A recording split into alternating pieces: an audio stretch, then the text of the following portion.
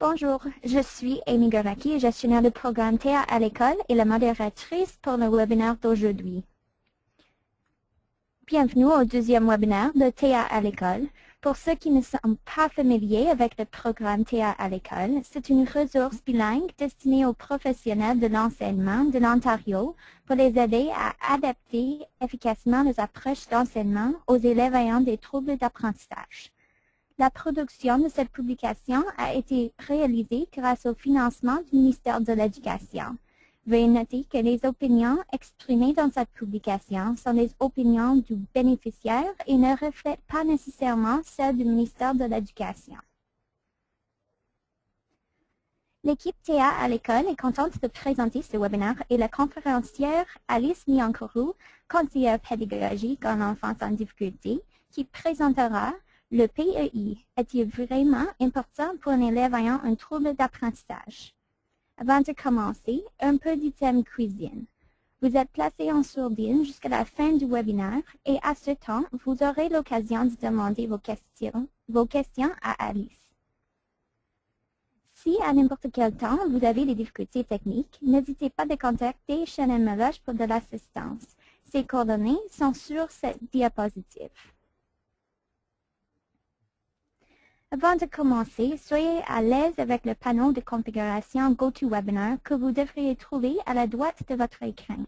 Si vous ne voyez pas le plein panneau, vous devriez voir une flèche orange que vous pouvez cliquer pour agrandir le panneau.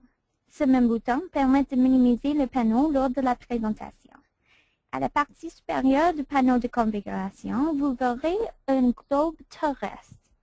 En cliquant sur le globe, il vous permet de sélectionner la langue de votre panneau de configuration.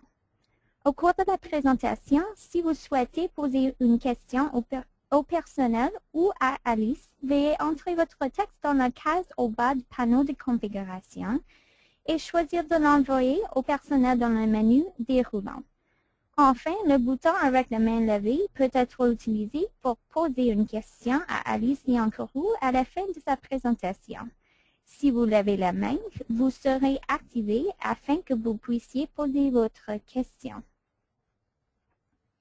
Après le webinaire, nous vous enverrons les diapositives et les notes de la présentation d'Alice Niankourou et un lien pour un sondage afin d'avoir vos commentaires concernant ce webinaire. Dans environ 2 semaines, l'enregistrement du webinaire sera disponible et nous enverrons un lien à tous les participants. Ceci prend soin des items cuisine. À ce temps, j'aimerais introduire Alice Niankourou. Notre conférencière, Alice Niankourou, est une enseignante agréée de l'Ontario. Elle est une conseillère pédagogique en enfance en difficulté au Conseil scolaire Viamonde. Une femme passionnée de l'éducation, elle prend le lead dans plusieurs dossiers tels que l'accompagnement des enseignants dans l'élaboration et la mise en œuvre des plans d'enseignement individualisés pour les élèves ayant des troubles d'apprentissage. Le projet d'apprentissage pour tous, un projet d'accompagnement des élèves incluant des TA et les réseaux des enseignants ressources. Au sein du conseil, elle coordonne les rencontres des équipes de soutien pour aider les élèves ayant des troubles d'apprentissage.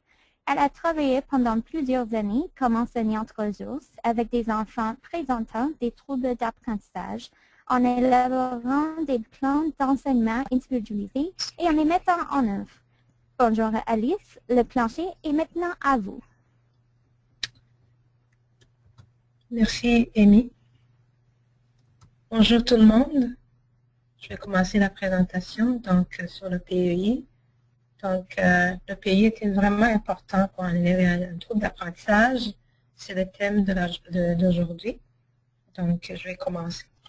Ma voix a changé un peu, juste que vous le sachiez parce que j'ai un peu de grippe, mais je vais essayer de parler du mieux que je peux pour que vous puissiez m'entendre. Donc, ce dont nous allons parler aujourd'hui, je vais parler de ce que c'est qu'un PEI. Ensuite, je vais passer à travers de comment planifier selon les intelligences de l'élève ayant des troubles d'apprentissage, parce qu'on veut viser les forces de l'élève pour aller combler ses besoins à partir de ses forces. Et ensuite, je vais vous parler des stratégies à utiliser selon le trouble d'apprentissage de l'élève. Donc, sans tarder, je vais parler de ce que c'est un PEI selon le ministère de l'Éducation. Donc, c'est un plan qui décrit le programme d'enseignement qui est donné à l'élève ainsi que des services. Et le PEI comme tel, c'est un document de travail qui précise les attentes d'apprentissage, ces attentes ayant été modifiées ou non, ou alors des attentes différentes. Donc, juste ce point pour faire la différence entre les attentes modifiées et les attentes différentes.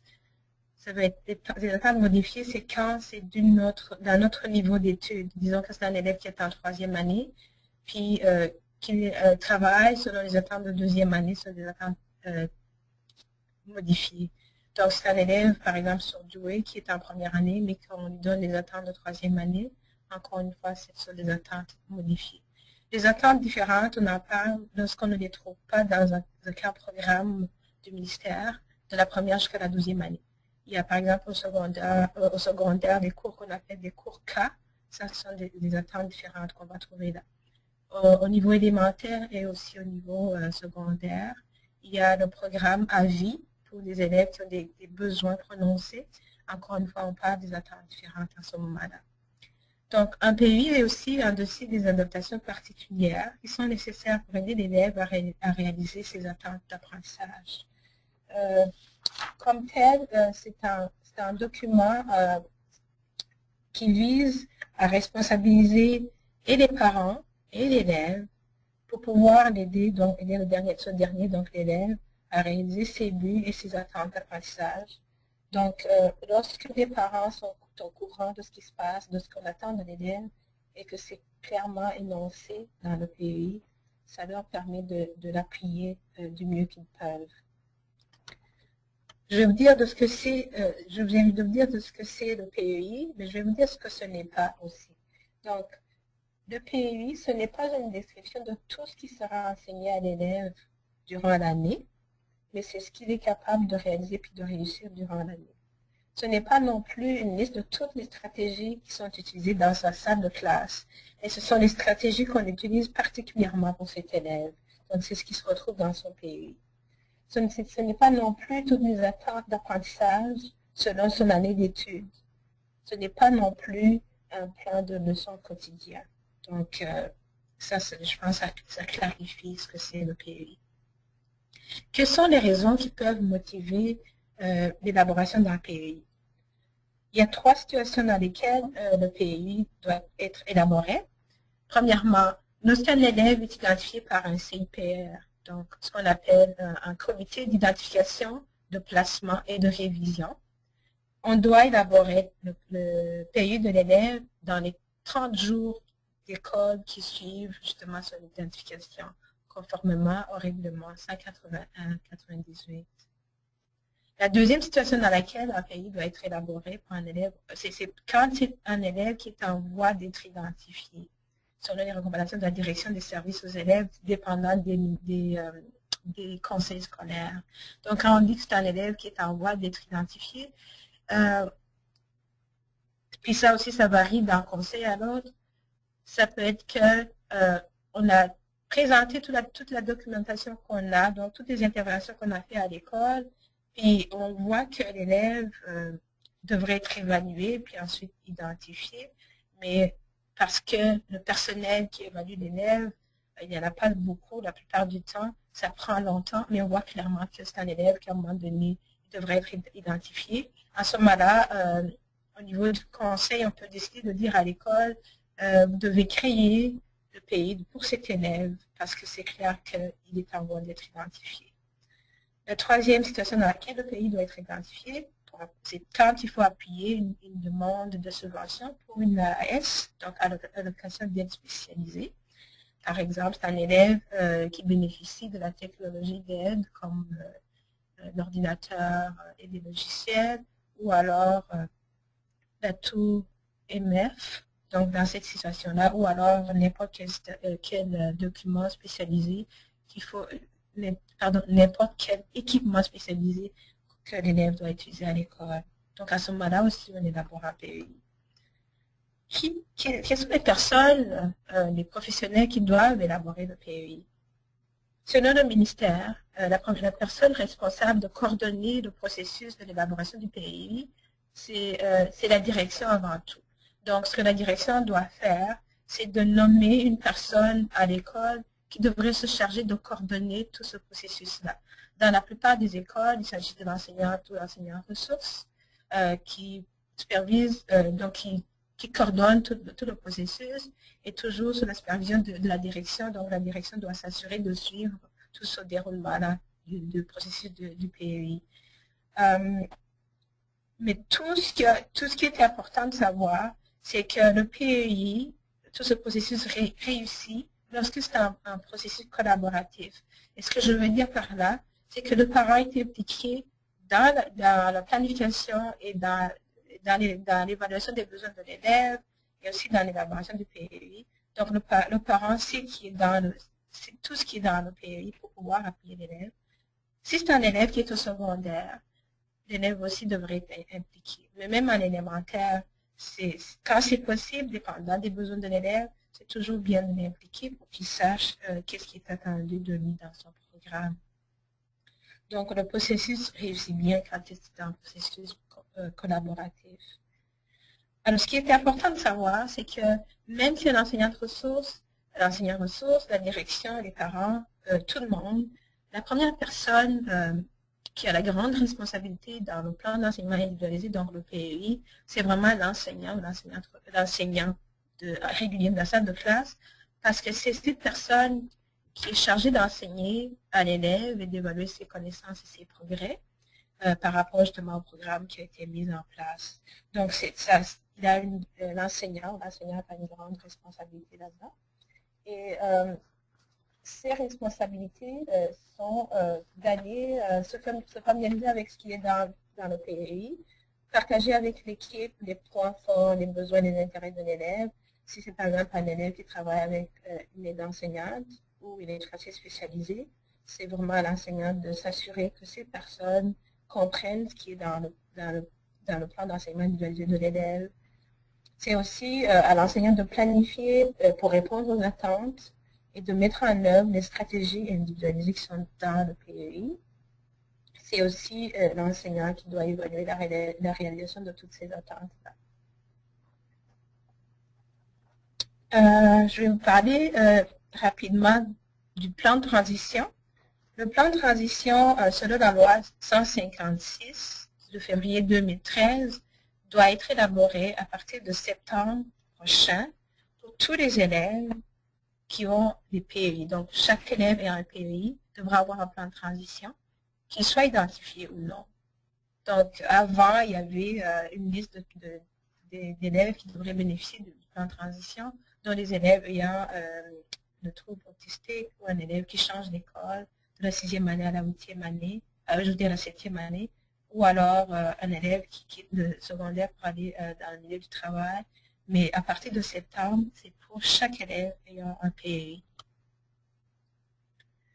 Le PEI doit être basé sur les forces et répondre aux besoins de l'élève. Il doit tenir compte des intérêts de l'élève pour maintenir sa motivation et aussi il doit tenir compte de son style préférentiel d'apprentissage pour lui permettre de vivre des succès. Donc, c'est important de connaître l'élève à fond pour pouvoir répondre réellement à ses besoins. Je vais vous présenter le profil d'un élève que j'ai appelé X pour question de confidentialité. Cet élève a des besoins et aussi a des forces. Ces forces sont indiquées en bleu. Donc, c'est un élève au niveau des intelligences, c'est un élève kinesthésique, physio-spatial, naturaliste, logico-mathématique et intrapersonnel. Il fonctionne mieux avec les appuis visuels, manipule et écoute en même temps pour apprendre. Il a aussi des besoins. Donc, c'est un élève qui a été diagnostiqué de troubles au niveau des aspects du fonctionnement de l'attention, la perception visuelle, la mémoire, le décodage de l'information et les fonctions exécutives. Cet élève va nous accompagner dans cette présentation pour voir comment on peut planifier pour répondre à ses besoins et aussi comment on peut tenir compte de ses forces pour aller le rejoindre facilement. Il est très important d'amener les élèves vers des troubles d'apprentissage à travailler à différents niveaux de la pensée en même temps qu'on les rejoint par leur type d'intelligence. Quand on travaille au niveau à différents niveaux de la pensée selon la taxonomie de Bloom, il est facile d'aller réduire les écarts en classe, mais en même temps d'aller les rejoindre, d'aller permettre aux élèves les plus avancés d'avancer à leur rythme.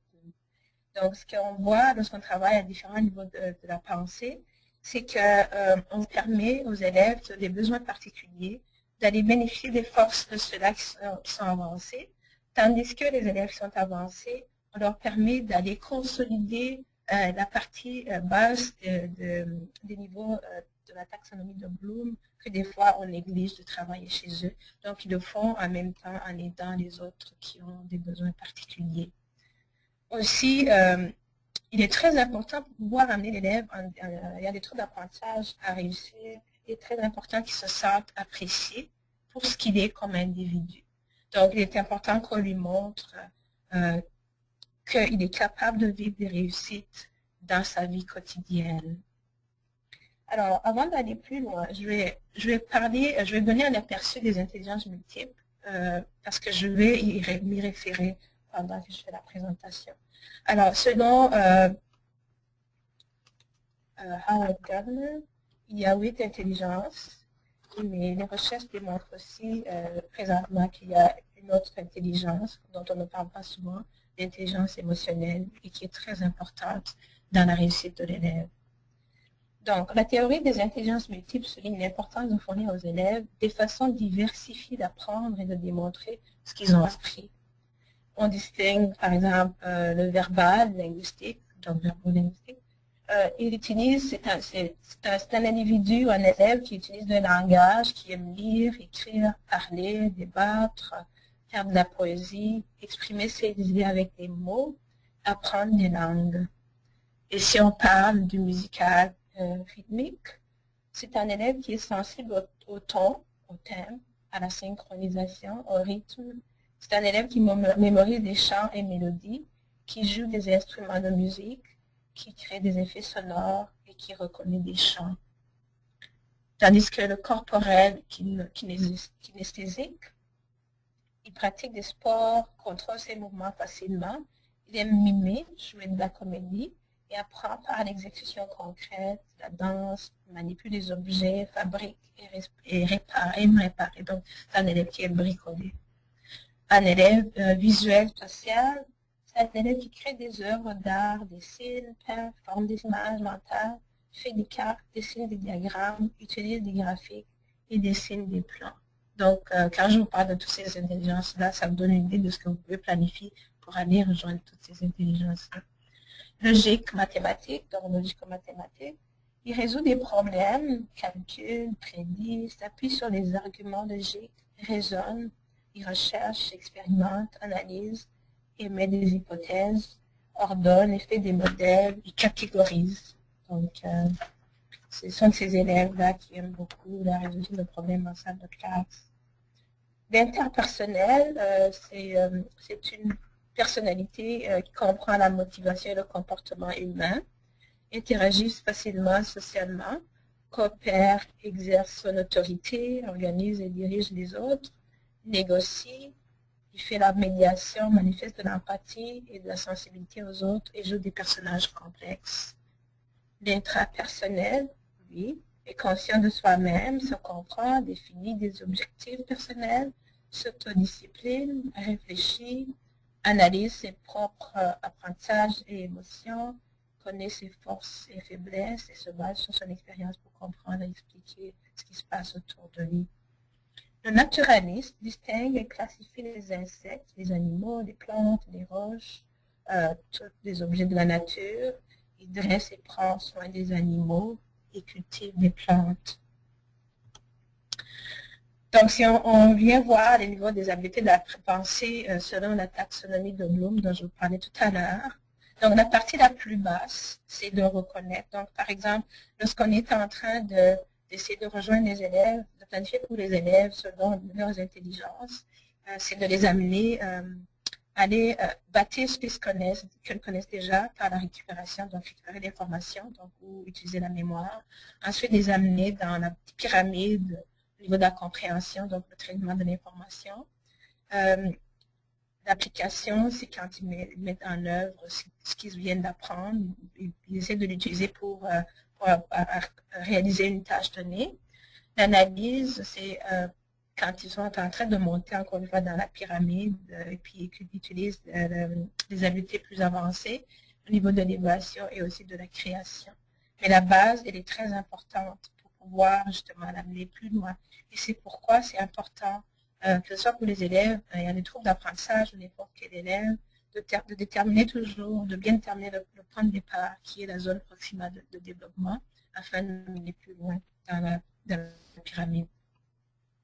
En même temps qu'on tient toujours compte de son intelligence. Alors, pour l'élève X, on va exploiter ses forces dans le coin d'écriture, mais en même temps, on va penser aux autres élèves qui sont en salle de classe parce que c'est un élève qui est intégré dans une salle, même il y a des troubles d'apprentissage, c'est pas un élève isolé, donc il travaille avec d'autres élèves. Donc, si on est en train de le faire travailler dans le coin d'écriture, je veux dire, qu'est-ce qu'on va faire? On a vu que c'est un élève kinesthésique, donc on va peut-être lui donner des outils variés, comme les stencils, les crayons de grosseurs différentes et de couleurs variées. On va utiliser des tampons. Pour sa partie intrapersonnelle, on va introduire un journal personnel pour qu'il puisse noter tout ce qu'il apprend ou tout ce qu'il voit.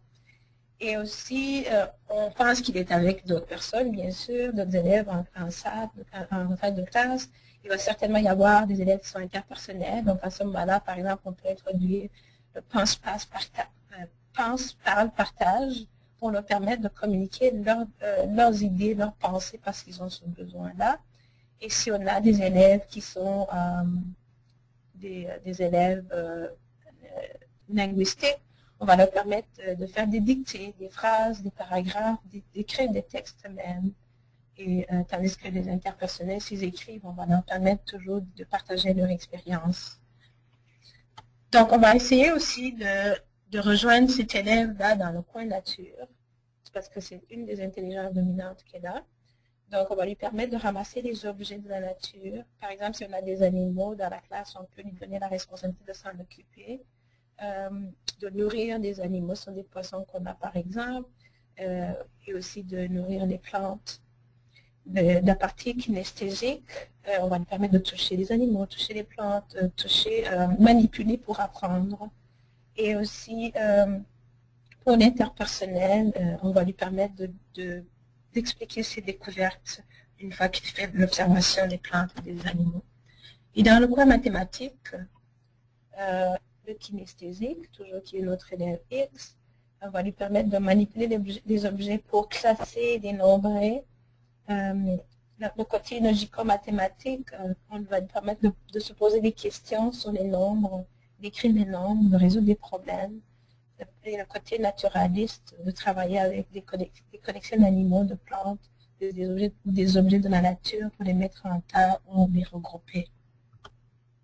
Dans le coin écoute, on va rejoindre l'élève par des ateliers d'histoire pour le côté linguistique.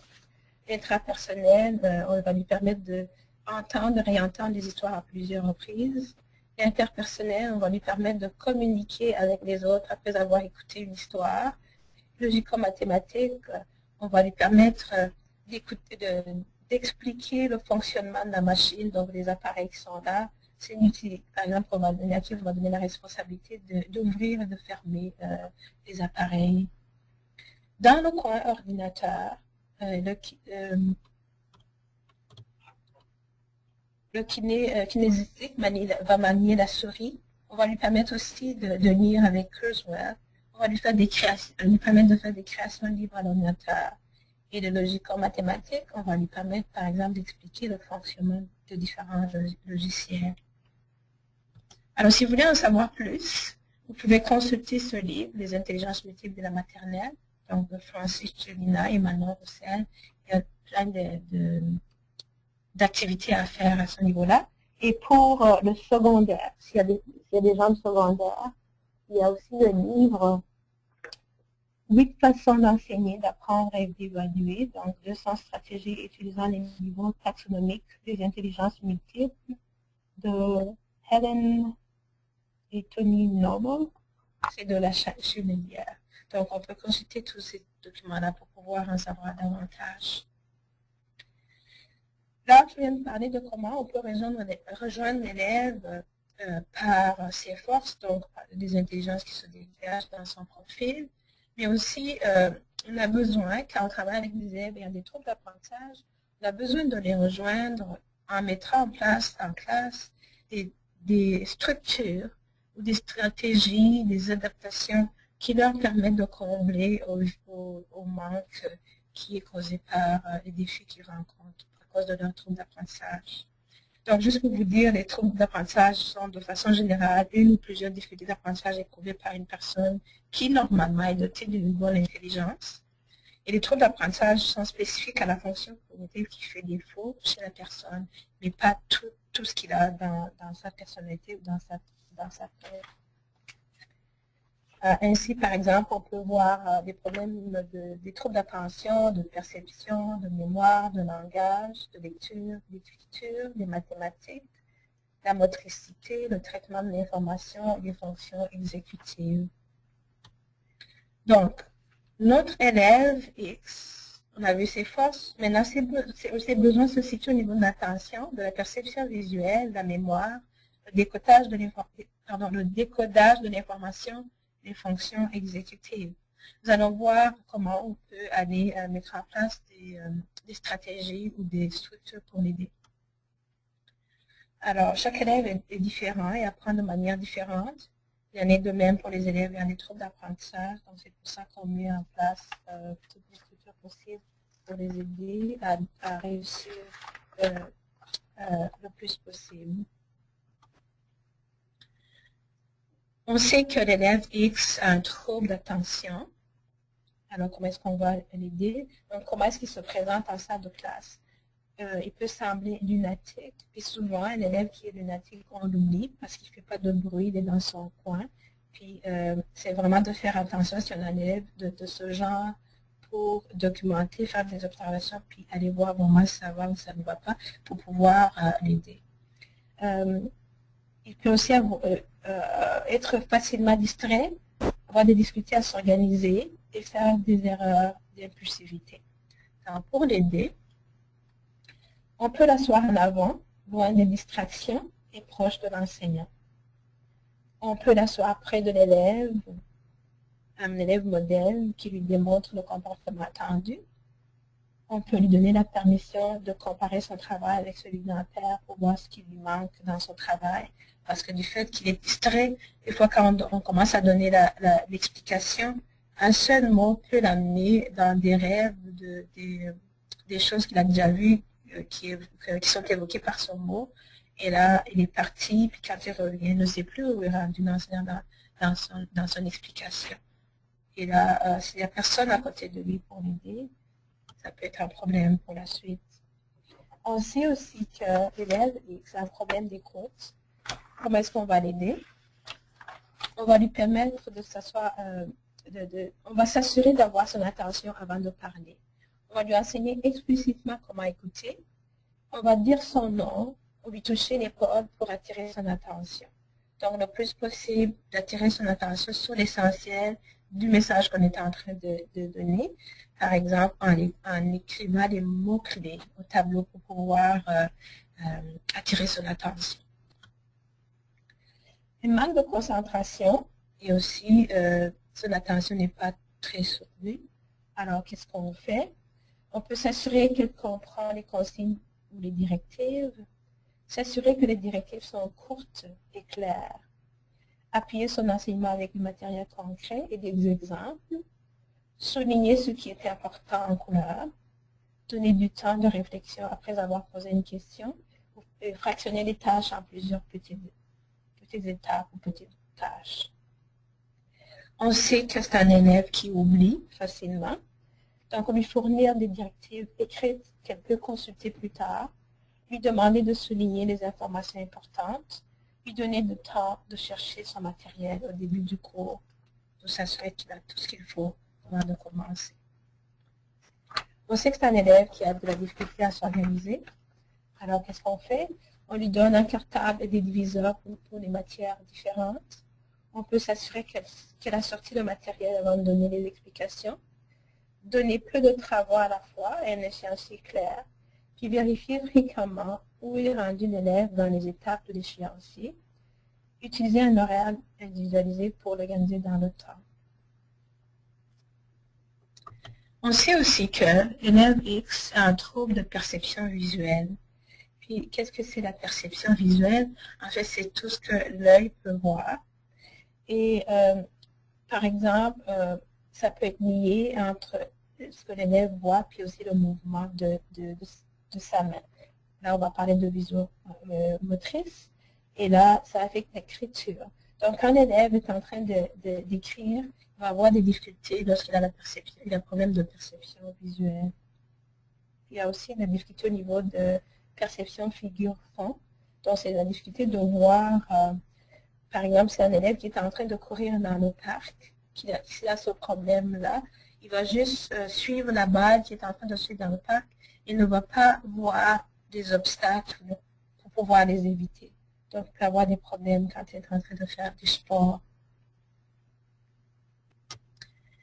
Donc, il y a un enfant qui a de la difficulté à ce niveau est souvent désorganisé parce que son attention sera attirée par plusieurs stimuli à la fois. Il a de la difficulté à trouver ses effets personnels, même s'ils sont sous ses yeux. Difficulté à trouver des informations dans une table de matière ou un mot dans le dictionnaire ou une place dans une page. Il y a de la difficulté à trouver des informations les plus importantes dans la résolution de problèmes. Et comme dans l'exemple que je vous ai donné, c'est un élève qui peut avoir des problèmes au niveau des sports.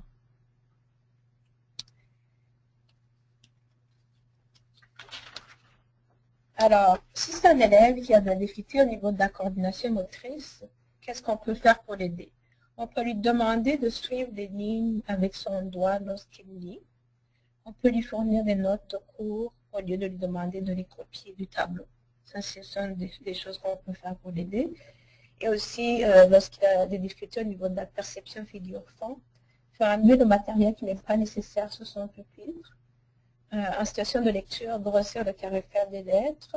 Donc, c'est un élève qui peut bénéficier de l'utilisation, par exemple, de Kurzweil, parce que justement, Kurzweil a cette fonction d'élargir, de grossir le caractère des lettres. Il faut préciser ou chercher dans le livre, lui donner de l'aide si ça ne va pas, et s'assurer d'avoir compris qu'elle a trouvé, donc avant de commencer à donner d'autres explications. C'est un élève, l'élève X, qu'on a vu qui a un problème au niveau de la mémoire, et il existe deux types de mémoire. La mémoire de travail et la mémoire à long terme. La mémoire de travail peut retenir l'information pour 30 secondes. Donc, c'est la mémoire qui est le plus souvent sollicitée lorsqu'on est en situation de travail, d'accomplir une tâche. Mais en même temps, c'est une mémoire qui ne peut pas être encombrée. C'est une mémoire qui peut avoir des problèmes, des troubles, surtout chez les élèves qui ont un problème d'attention. Donc, c'est la mémoire qui retient les consignes. Donc, il faut vraiment éviter de la surcharger, surtout pour les élèves qui ont des difficultés.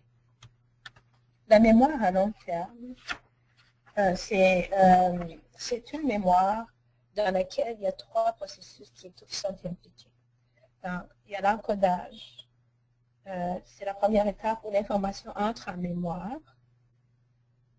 Et la consolidation, c'est quand l'information qui est entrée en mémoire, il reste pendant un bout de temps. Et la récupération, on peut aller chercher en mémoire ce qui est entré. Donc, pour l'élève qui a des troubles de mémoire, il peut avoir un trouble au niveau de l'encodage ou de la consolidation ou la récupération ou les trois. Donc, lorsqu'un élève a un problème au niveau de l'encodage, ce qu'on peut faire, c'est de répéter des informations importantes. Donner une signification à l'information en créant des liens ou catégories. Parce que justement, la plupart du temps, les élèves qui ont un problème de mémoire on a problème de faire des liens, de créer des catégories ou garder justement l'information à long terme dans la mémoire. La consolidation, s'il y a un problème au niveau de la consolidation, c'est mettre l'information dans le temps, donc répéter l'information dans différents contextes, souligner l'information importante et répéter pour pouvoir bâtir ce qu'on a enseigné dans une leçon précédente. Si c'est un élève qui a un problème de récupération, c'est donner des indices pour qu'il puisse aller chercher l'information emmagasinée en mémoire. Par exemple, lui donner la catégorie où il appartient son concept ou son mot. On peut donner la première lettre.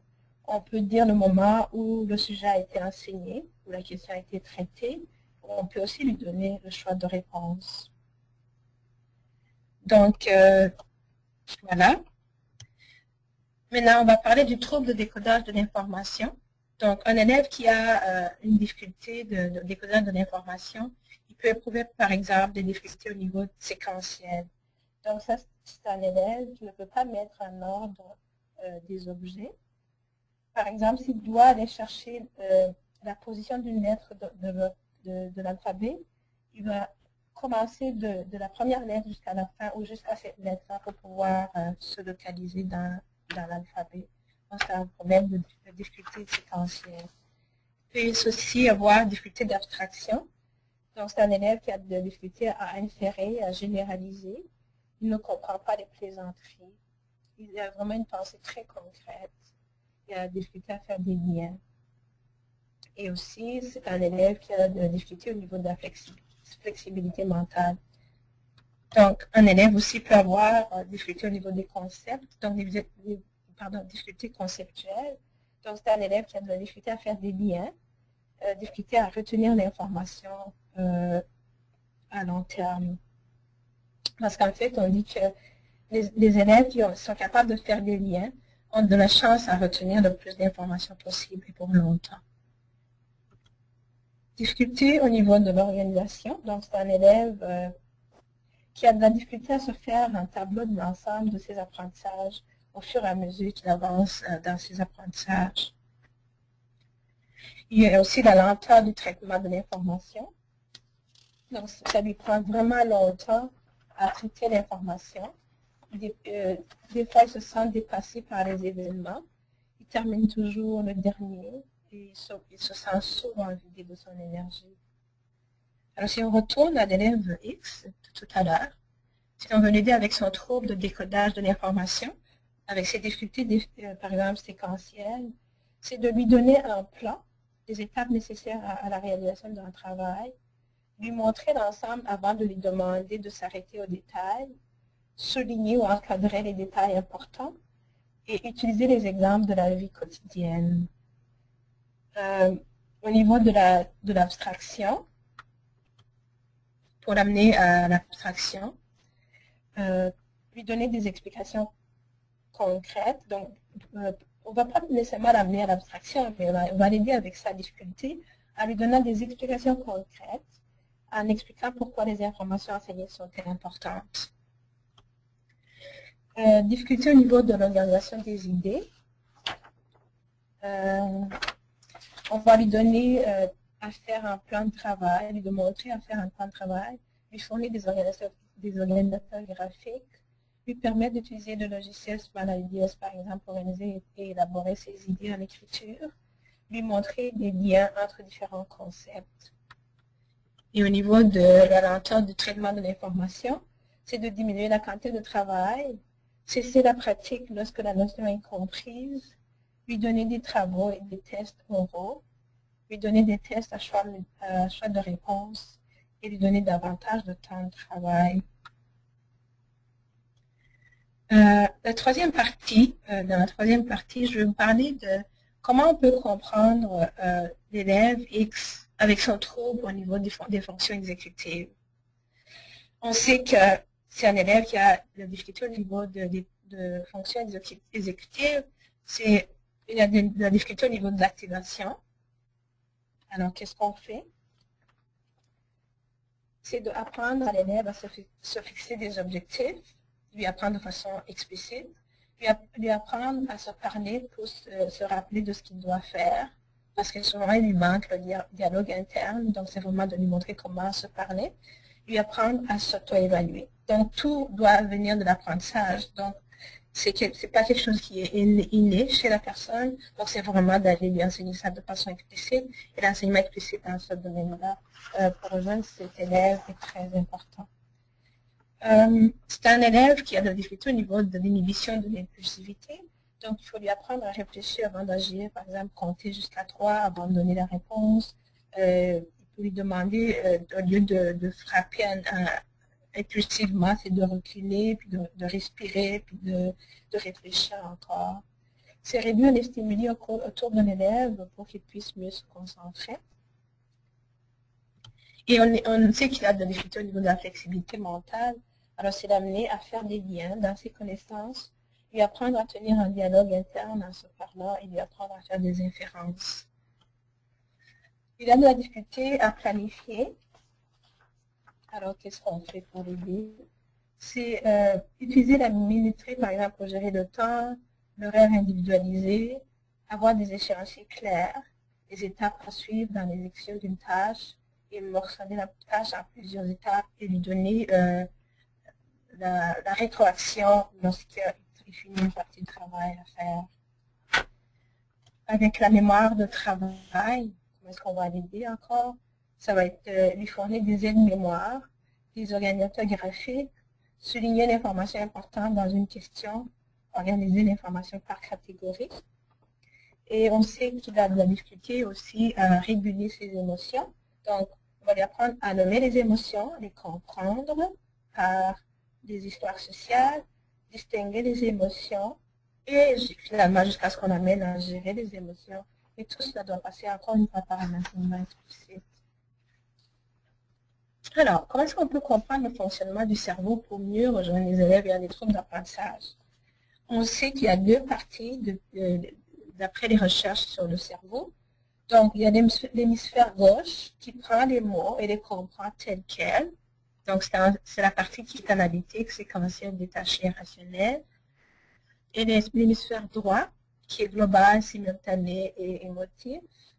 Et cette partie prend les messages et comprend le message qui est derrière les mots, les intonations et les intentions. Comment est-ce qu'on rejoint un élève ayant une faiblesse non verbale, donc au niveau de l'hémisphère droit? Donc, il est important de miser sur le verbal, donc l'hémisphère gauche. Donc, il faut détailler toutes les explications, détailler à mot toutes les étapes de l'exécution d'une tâche, expliquer à mot les liens implicites. Et pour parler à l'hémisphère droit, qu'est-ce qu'on fait? Il faut utiliser des expressions faciales et des axes exagérés, des intonations variées, des gestuels, et accompagner ce que l'on dit par des images ou des vidéos, des ordinateurs graphiques, et amener l'élève à apprendre par l'imagerie mentale. Et c'est ici que prend fin la présentation. Donc, il va y avoir la période des questions. Merci de votre attention.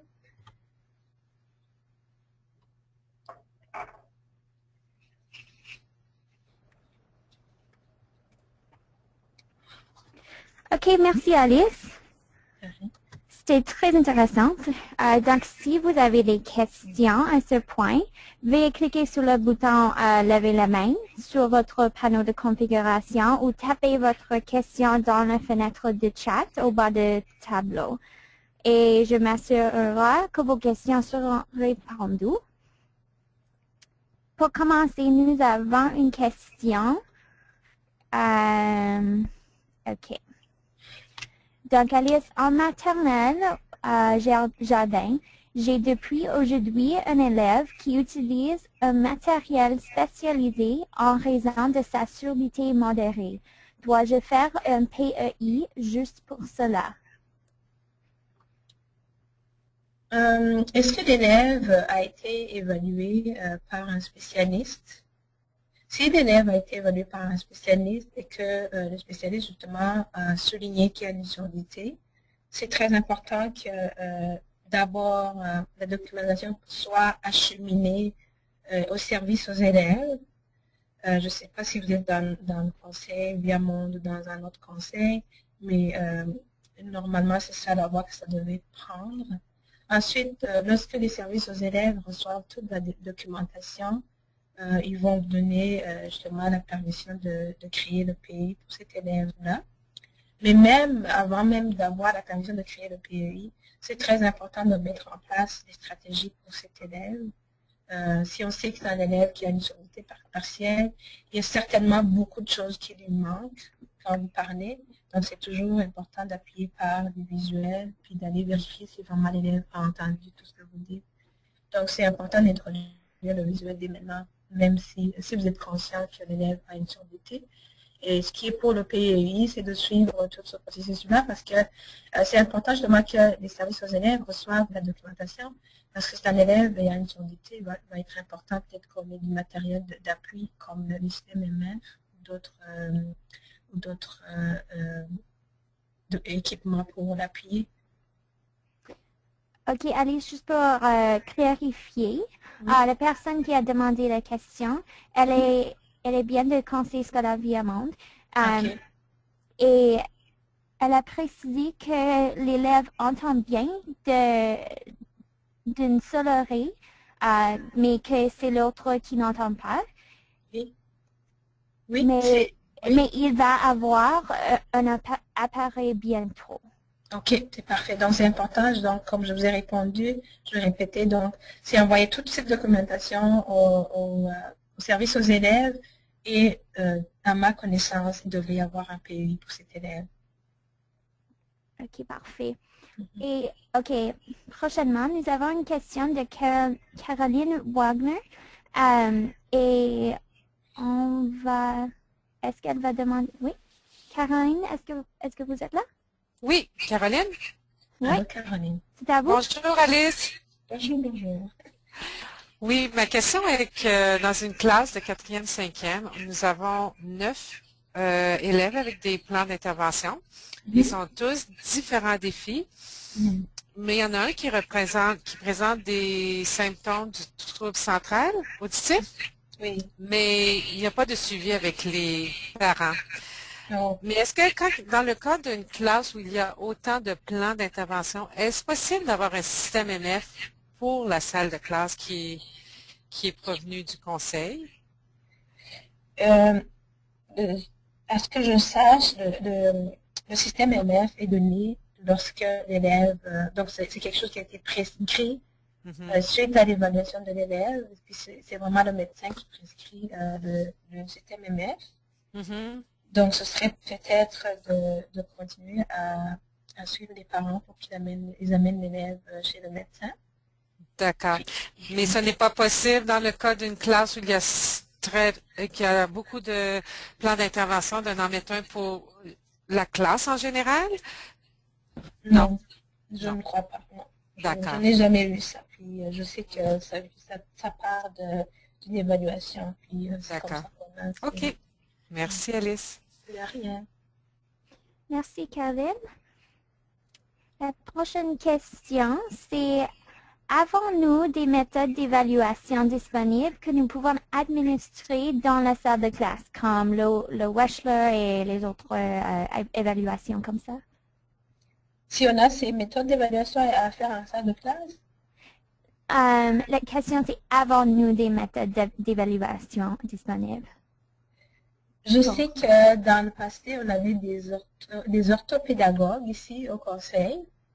Puis ce sont eux qui justement utilisaient ces types d'évaluation. Mais il faut une formation bien spécialisée pour pouvoir utiliser ces méthodes-là. Mais de toutes les façons, bon, encore une fois, si c'est quelqu'un qui est au conseil scolaire Viamonde, on sait qu'il y a tout un processus à suivre. Donc, ce serait d'aller justement dans le processus d'aide, puis d'utiliser ce qu'on a à l'école, parce qu'on a tellement d'autres choses à faire avant même d'aller faire évaluer l'élève. Donc, utiliser ce qu'on a dans l'école, puis si on a épuisé tous les moyens, puis qu'on voit quand même que c'est un élève qui a des besoins prononcés, malgré tout ce qu'on a mis en place pour l'aider, c'est toujours de s'adresser au service aux élèves pour qu'ils fassent des évaluations plus poussées. Ok, merci Alice. Ça me fait plaisir. La prochaine question, c'est serait-il possible de revenir sur les attentes modifiées? Lorsqu'un élève a des attentes modifiées, cela veut-il dire qu'elles ne devraient être que dans une autre année d'études, sinon nous nous limiterons à des adaptations? Ok. Je vais vous expliquer le concept d'attente modifiée. Les attentes modifiées sont, par exemple, je vais vous donner un exemple qui est en deuxième année, puis je vais rester avec cet élève qui est en deuxième année. Donc, disons que c'est un élève en deuxième année qui a tellement de difficultés, puis il ne peut pas réussir avec les attentes de deuxième année. On va rechercher les attentes de première année ou d'une autre année plus basses. Ça, ce sont des attentes modifiées. Ça peut être aussi un élève qui est en deuxième année, mais pour qui, si on prend les attentes de deuxième année comme telles, il ne va pas réussir. Mais s'il prend une partie, donc on réduit la complexité de l'attente dans la même année, en ce moment, l'élève réussit bien. C'est encore une fois une attente modifiée, mais à l'intérieur de la même année d'études. Il peut arriver que c'est un élève qui est doué, donc qui est un élève de deuxième année, et qui réussit grâce aux attentes qui peut aller réussir jusqu'au niveau de quatrième, cinquième. C'est encore une fois des attentes modifiées, mais cette fois-ci dans une année plus élevée parce que c'est un élève surdoué. Donc, ça sont les trois situations où on a des attentes modifiées. Pour ce qui est des adaptations seulement, c'est qu'un élève qui réussit, par exemple, c'est un élève qui est en deuxième année et qui réussit bien, mais qui a besoin des adaptations. Par exemple, a besoin qu'on la soit dans un endroit calme. Il a besoin de plus de temps pour traiter l'information, mais quand il a son temps, il va être capable de réussir, réussir toutes les tâches qu'on lui donne au niveau de deuxième année. Ça, c'est juste des adaptations, ça ne touche pas à la complexité de l'attente ou alors on n'a pas besoin de la modifier pour l'amener ni à un niveau élevé ni à un niveau plus bas. Voilà. Ok. Oui, parfait, merci. Et la prochaine question, c'est comment est-ce que je décide exactement ce que je vais essayer de faire dans la salle de classe et ce que je vais mettre dans le PEI? Qu'est-ce que c'est la différence? Ok. Je ne suis pas certaine si je comprends la question. Est-ce que vous pouvez la répéter ou la clarifier davantage? Oui, donc, ok, juste un seconde. Je vais le relire. Donc, quand j'essaie des choses que vous avez suggérées dans votre présentation, oui. Comment est-ce que je décide ce que je dois mettre dans le PEI, des adaptations ou des choses que je vais essayer? Est-ce que ça fait du sens? Oui, bon, je vais essayer. J'espère que je l'ai compris. Ok, parfait. C'est que ce qu'on met dans le PEI, c'est pour ça qu'on dit qu'il faut bien connaître l'élève, donc le profil de l'élève. Donc, si je connais bien l'élève, je sais jusqu'où il peut aller dans ce que je vais lui donner. Donc, si je pars de son niveau de sa zone proximale, sa vraie zone proximale, je sais ce qu'il peut réussir, ce qu'il ne peut pas réussir. Puis je sais jusqu'où je peux l'amener dans son cheminement. Donc, c'est comme ça que je détermine ce que je mets au niveau des attentes. Donc, ce que je mets dans le PEI, donc c'est ce que je sais que raisonnablement, compte tenu de ses forces et de ses besoins, l'élève va réussir ce programme-là d'ici la fin de l'année. Donc, c'est ça que je mets dans le PEI. Puis, on dit que toujours le PEI, c'est un document évolutif. Donc, des fois, on peut se rendre compte qu'on a mal défini notre point de départ et notre point d'arrivée pour l'élève. Et à ce moment-là, on peut s'ajuster au cours du chemin. Donc, c'est important de changer nos attentes si on se rend compte qu'on a mal déterminé notre point de départ et notre point d'arrivée pour un élève ayant des troubles d'apprentissage. Donc, c'est un document de travail légal, mais aussi évolutif. Donc, on peut le modifier selon les besoins de l'élève, donc selon le profil de l'élève.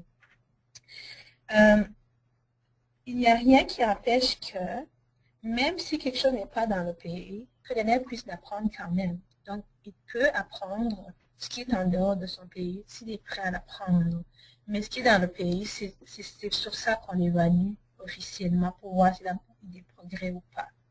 Si on lui donne ce qui est en dehors du pays, puis qu'on se rend compte que l'élève réussit bien, donc ça veut dire qu'on aura besoin d'aller réviser notre pays, peut-être l'amener plus loin dans ce qu'on avait mis dans notre plan d'intervention. Parce que le plus important, c'est de voir que notre but, c'est de faire cheminer l'élève selon ses capacités, mais en même temps, c'est de ne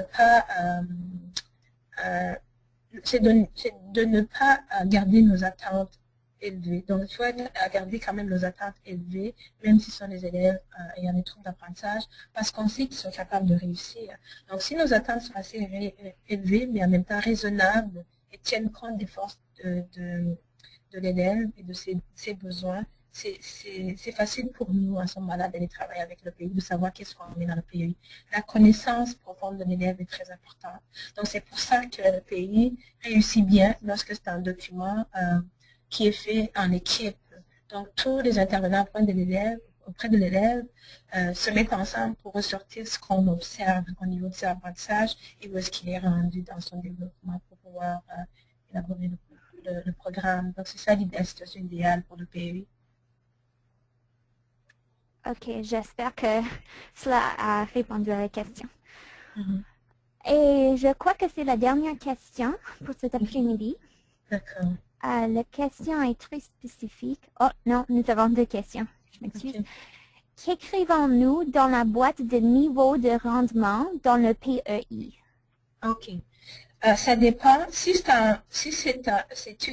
s'agit d'une attente qui touche les matières comme les mathématiques, le français, on va chercher la note du dernier bulletin du mois de juin lorsqu'on est en septembre. Si c'est un pays qu'on introduit au milieu de l'année, on va chercher la note du dernier bulletin. Et c'est là où on met le niveau de rendement actuel. Si c'est une attente différente, on va chercher le commentaire du dernier bulletin par rapport à l'attente, ou alors du dernier PEI, et on le met dans le niveau de rendement actuel, donc le commentaire. Donc, c'est deux possibilités. OK, merci. Et la question finale, c'est devrions-nous faire un plan de transition dès ce mois de juin 2014 ou attendre jusqu'à septembre? La loi dit dès septembre 2014, mais si on est une école proactive, puis on veut vraiment s'assurer que la transition se fasse bien, donc ce serait merveilleux de le faire si la fin de l'année comme ça, quand l'élève va arriver au début de l'année prochaine, en septembre, il sera bien accueilli, donc on pourra juste le mettre en œuvre, le plan de transition. Mais légalement, donc ce qui a été dans la note, c'est à partir de septembre 2014. Mais c'est merveilleux de le faire au mois de juin. OK, parfait. OK. Donc, ça, c'est tout le temps que nous avons pour aujourd'hui. Alors, nous allons mettre fin à la séance de questions et réponses. Si vous avez d'autres questions, écrivez-nous à info@ta@lecole.ca et nous verrons que vos questions obtiennent une réponse. Avant que vous partiez, j'ai un petit message de toute l'équipe de TA à l'école. C'est avec grande fierté que nous présentons le premier colloque annuel bilingue des professionnels de l'enseignement. Les délégués auront la chance d'enrichir leurs connaissances et d'entendre de nouvelles perspectives issues d'études récentes sur les troubles d'apprentissage. Le colloque vise à rassembler les professionnels de l'enseignement de tout l'Ontario qui travaillent directement avec des élèves ayant des TA. Pour plus de renseignements à propos de cet événement, veuillez visiter le site web TA à l'école. Si vous souhaitez être tenu au courant des événements tels que nos webinaires gratuits, s'il vous plaît, abonnez-vous à TA à l'école afin de recevoir le bulletin bimensuel. Vous pouvez faire ceci sur la page d'accueil TA à l'école en entrant votre adresse courriel dans la boîte verte inscription qui est située au bas de la page.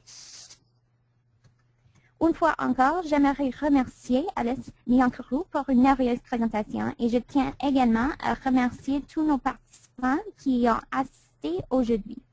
N'oubliez pas que nous enverrons les diapositives d'Alice et un court sondage à la fin du webinaire. Nous serions reconnaissants si vous preniez le temps de le remplir afin que nous puissions utiliser cette information lors de la conduite de futurs webinaires. Nous vous rappelons aussi qu'un lien vers ce webinaire enregistré sera envoyé dans environ 2 semaines. Merci encore d'y avoir participé et une bonne journée.